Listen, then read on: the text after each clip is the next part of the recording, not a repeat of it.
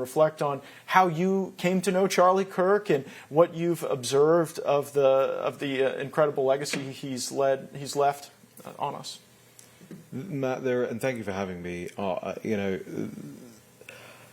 there aren't a lot of people in life that you come across that you feel like can inspire you kind of with a wave of their hand, right?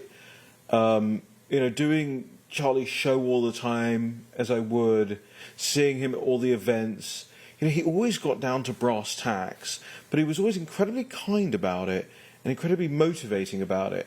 And, you know, a lot of people that come through Washington, D.C. are grifters and hustlers, and they're just sort of trying to pitch themselves and make a name for themselves and, you know, get themselves a seat somewhere or something. And when I first met Charlie, I sort of thought, right, who's this guy, right? What does he want? What is he trying to do? What's his angle?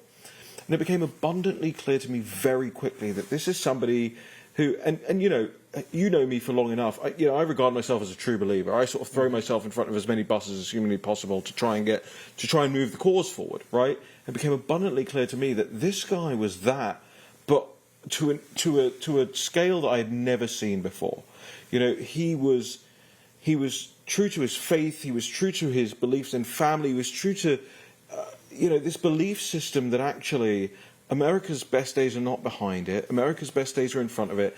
And he set his face like flint, achieving that day after day. I've never seen somebody, you know, perhaps barring the president, with more energy, with more stick-to-itiveness, with more ability to go out there every single day and fight for the causes he believed in, and did it with aplomb, right? Did it with style, did it with verve, did it with kindness, did it welcoming. Even when I got into the most Raheem type of nonsensical fights with people, as I am wont to do, Charlie would always somehow manage to take my side.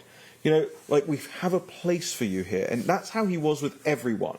Everybody he encountered, he would welcome them into his milieu, and he would tell them, look, we have a place for you here. We can find work for you here. I agree with you on this. We may disagree on that, but hey, we will work together to get the right things done.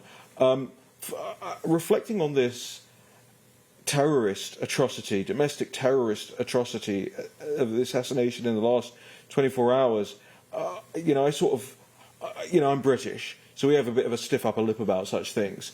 I sort of guffaw to myself, like, actually the grand irony of Charlie being the target here is he was the person that actually wanted everyone's voices heard.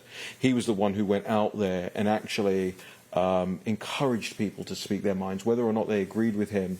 The fact that they would target him for something like this sort of tells you about a lack of accommodation that is now there in American politics. For all our viewers asking where One America News is heading in the future, we would like to introduce you to OAN Live.